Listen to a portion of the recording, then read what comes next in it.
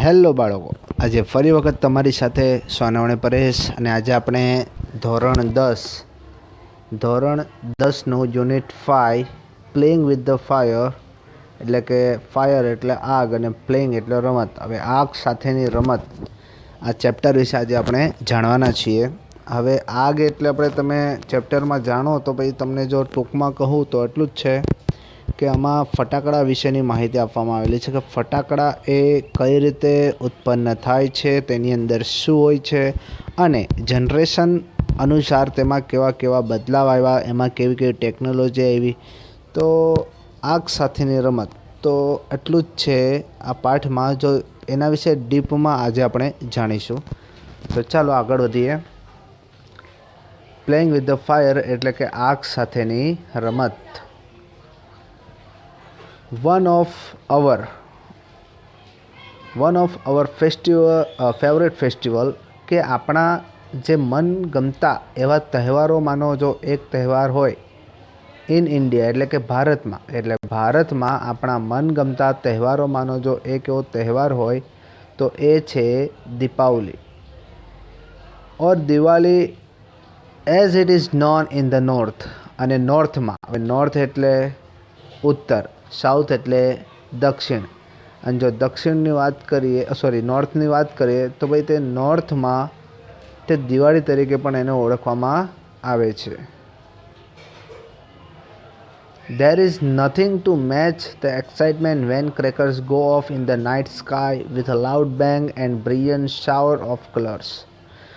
તો અહીં એવું કહેવા માંગે છે કે ભાઈ જ્યારે જે ક્રેકર્સ હોય, હવે ક્રેકર એટલે શું કહેવાય? ફટાકડાઓ. જ્યારે ફટાકડાઓ ગો ઓફ, ઊંચે જવું, ઇન ધ નાઇટ સ્કાય, રાત્રિના આકાશમાં, with a loud bang and brilliant shower of colours, રંગોનો જે બ્રિલિયન્ટ શાવર એટલે એમ કહી શકાય કે ભાઈ તેજસ્વી છંટકાવ, એન્ડ લાઉડ બેંગ એટલે કે મોટો અવાજ. બરાબર છે. જ્યારે ફટાકડાઓ ઊંચે આકાશમાં રંગોના તેજસ્વીમય છંટકાવ સાથે અને મોટા અવાજ સાથે જ્યારે તેઓ જાય છે, ઊંચે આકાશમાં જાય છે, ત્યારે તે એક એક્સાઇટમેન્ટ એટલે કે ઉત્તેજના સમાન એવું કશું લાગતું નથી. મેની ઓફ અસ, આપણામાંથી મોટા ભાગના લોકો, અથવા તો મેની ઓફ અસ, આપણામાંથી ઘણા બધા માઇટ વન્ડર કે ઘણા બધા વન્ડરમાં છે, આશ્ચર્યમાં છે કે how this fireworks are made. એટલે કે આ ફટાકડાઓ કેવી રીતે આ ફટાકડાઓને કેવી રીતે બનાવવામાં આવેલા છે. એમિઝાર પ્લસ V3, આ વાક્ય રહેતા તમને ખ્યાલ આવી ગયો હશે.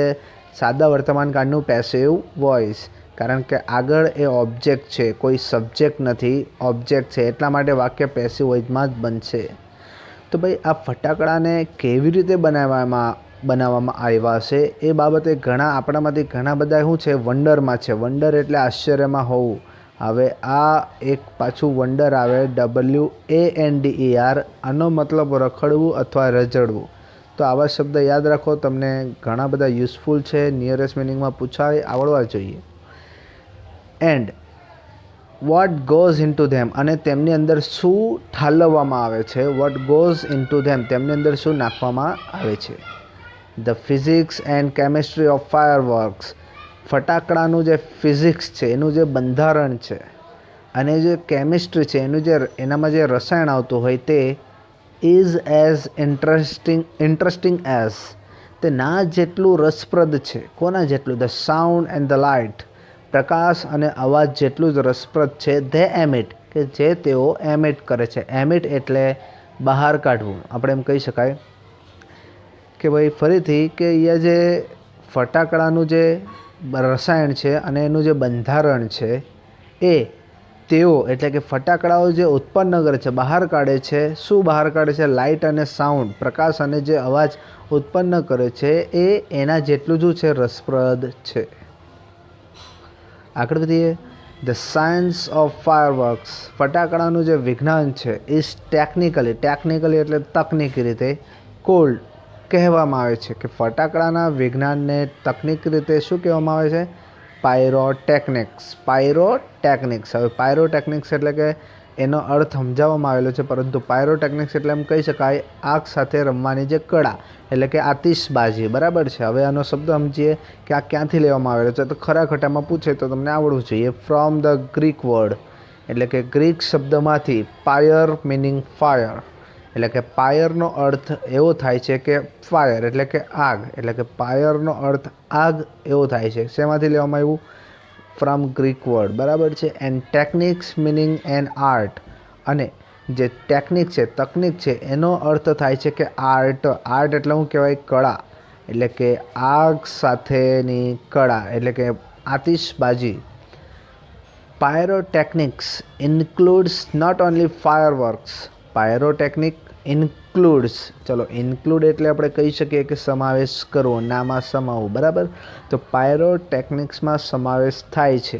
નોટ ઓનલી, હવે જ્યારે બાળકો નોટ ઓનલી જ્યારે કંજક્શન તમને દેખાય તો નોટ ઓનલી સાથે બટ ઓલ્સો આવે જ.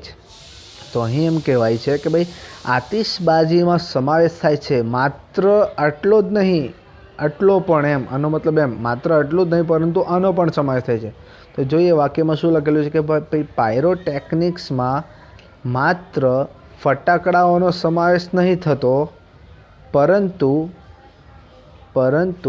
A wall range of devices. આ વોલ રેન્જ એટલે સમગ્ર હારમાળા, કોની? Of devices. ડિવાઇસ એટલે શું કહેવાય? સાધન. જે સાધનોની સમગ્ર હારમાળા છે એનો પણ સમાવેશ થાય છે. તો હવે જે સાધનો છે એની વાત કરીએ કે ભાઈ ધેટ યુઝ, કે જેનો ઉપયોગ થાય છે સિમિલર મટીરિયલ્સ એન્ડ પ્રિન્સિપલ્સ, કે સમાન સાધન સામગ્રી અને જે પ્રિન્સિપલ્સ હોય. હવે પ્રિન્સિપલ એટલે શું કહેવાય? સિદ્ધાંત. આ અહીંયા સિદ્ધાંતોની વાત કરેલી છે. જે પ્રિન્સિપલ હોય એમાં પ્રિન્સિપલ, આ પ્રિન્સિપલ જે હોય એ આચાર્યની વાત થાય, અને આ PLE એ સિદ્ધાંતો આવે. સ્પેલિંગ મિસ્ટેક યાદ રાખજો. તો ભાઈ સમાન એવા સાધન સામગ્રી અને સિદ્ધાંતોનો શું થાય છે એમાં ઉપયોગ થાય છે. હવે કઈ વસ્તુ છે? From safety matches that we use every day to solid fuel rocket booster of the space shuttle. તો એમ કહે છે કે from safety matches that we use every day, કે ભાઈ આપણા ઘરમાં દરરોજ આપણે શું કરીએ? આપણે જે દરરોજ ઉપયોગ કરીએ છીએ તે સેફ્ટી મેચિસનો, સેફ્ટી મેચિસ એટલે માચિસથી માંડીને જે સોલિડ ફ્યુલ છે કે જે ક્યાંમાં વપરાય? Rocket booster of the space shuttle. આપણા અવકાશયાનના અવકાશ શટલ હોય એના રોકેટ બુસ્ટરમાં જે ઘન બળતણ હોય એ વસ્તુનો આપણે શું કરીએ છીએ? ઉપયોગ કરીએ છીએ. The house hold match is considered. જે હાઉસ હોલ્ડ મેચ છે, ઘરમાં વપરાતી જે માચિસ બોક્સ છે એને કન્સિડર કરવામાં આવે, એટલે કે ધ્યાનમાં લેવામાં આવે છે. અ સ્પેશિયલ પાયરોટેકનિક ડિવાઇસ, એક ખાસ પ્રકારના અથવા વિશિષ્ટ પ્રકારના આતિશબાજીના સાધન તરીકે એને ધ્યાનમાં લેવામાં આવે છે. As all the pyrotechnics effect, કે ભાઈ as all the pyrotechnics effect, એનામાં આતિશબાજીના તમામ એવી અસરો જેવી કે કઈ જોવા મળે છે? હીટ એટલે ગરમી, સ્મોક ધુમાડો, લાઇટ એટલે પ્રકાશ, ગેસ એન્ડ સાઉન્ડ ગેસ અને અવાજ, આર પ્રેઝન્ટ ઇન ઇટ, કારણ કે તેમાં આ બધી હાજર રહેલી હોય છે. એટલા માટે તેને એક પાયરોટેકનિકના ખાસ પ્રકારના સાધન તરીકે પણ એનો ઉપયોગમાં લેવામાં આવે છે. આગળ વધીએ કે ભાઈ સમ હિસ્ટોરિયન્સ, તો કેટલાક જે ઐતિહાસિકકારો છે, હિસ્ટોરિયન્સ એટલે ઐતિહાસિકકાર, સે ધેટ એવું કહે છે કે black powder that basic material used in fireworks. જે બ્લેક પાવડર છે, ધ બેઝિક મટીરિયલ, જે સામાન્ય મટીરિયલ છે, વસ્તુ છે, યુઝડ ઇન ફાયરવર્ક્સ, ફટાકડામાં વપરાયેલું, બરાબર. એટલે ફટાકડામાં વપરાતું અથવા વપરાયેલું જે બ્લેક પાવડર છે વોઝ ઇન્વેન્ટેડ ઇન ઇન્ડિયા, કે એની શોધ ક્યાં થયેલી? ઇન્ડિયામાં. ઇન્વેન્ટ કરવું એટલે કે શોધ કરવી, બરાબર છે. એટલે ફરીથી કે કેટલાક ઐતિહાસિકકારો એવું કહેવા માંગે છે કે જે ફટાકડામાં વપરાયેલું જે સામાન્ય પદાર્થ છે ને, બ્લેક પાવડર, એની શોધ ક્યાં થયેલી? ભારતમાં થયેલી. Sukranti return more that 2000 years ago. હવે સુક્રાંતિ એટલે કે હવે સુક્રાંતિની વાત કરી, એક પુસ્તકની વાત કરે છે કે સુક્રાંતિ રિટન લખાયેલી મોર ધેટ 2000 years ago. તો ખરા ખોટામાં પૂછાય કે ભાઈ 2000 વર્ષ પહેલાં, 2000 વર્ષ પહેલાં કરતાં પણ વધારે સમયમાં આ જે સુક્રાંતિ હતી એ લખાયેલી. હેઝ રેફરન્સ, અને તેના સંદર્ભો પણ આપવામાં આવેલા છે, ઉલ્લેખ પણ કરવામાં આવેલો છે ટુ વેપન્સ, વેપન્સ તરીકે. વેપન્સ એટલે કે જે વેપન આવે, શસ્ત્ર આવે.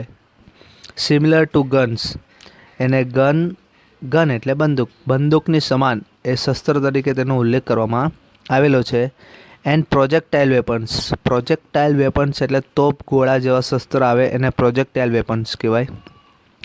તો એમ કહે છે કે ભાઈ કે 2000 વર્ષ કરતાં પણ વધારે સમય પહેલાં આ સુક્રાંતિ વિશે લખવામાં આવેલું. અને આ જે સુક્રાંતિ છે એમાં શેનો રેફરન્સ આપવામાં આવેલો છે, એનો ઉલ્લેખ કરવામાં આવેલો છે. કોનો? વેપન્સનો, એટલે કે શસ્ત્રોનો ઉલ્લેખ થયેલો છે. કોની જેમ? કે ભાઈ બંદૂક અને જે તોપગોળા સમાન જે શસ્ત્રો છે એને સમાન આ શસ્ત્રોનો ઉલ્લેખ કરવામાં આવેલો છે. હાવ એવર એટલે જોકે છતાં પણ, the Chinese are generally considered, જે ચાઇનીઝ લોકો છે, ચીનના લોકો છે, એને સામાન્ય રીતે ધ્યાનમાં લેવામાં આવે છે. ધ પાયોનિયર, ચલો પાયોનિયર એટલે શું કહેવાય? આરંભ કરનારાઓ, અને બિગિનર્સ કહેવાય.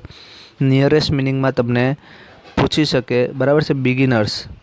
તો ભાઈ આજે ચાઇનીઝ લોકો છે, બરાબર છે, ચાઇનીઝ ચીનના લોકો એ સામાન્ય રીતે એમને આરંભ કરનારાઓ તરીકે ધ્યાનમાં લેવામાં આવે. કોની આરંભ કરનારા તરીકે? તો ઓફ પાયરોટેકનિક્સ, આતિશબાજીના આરંભ કરનાર તરીકે તેમને ધ્યાનમાં લેવામાં આવે છે.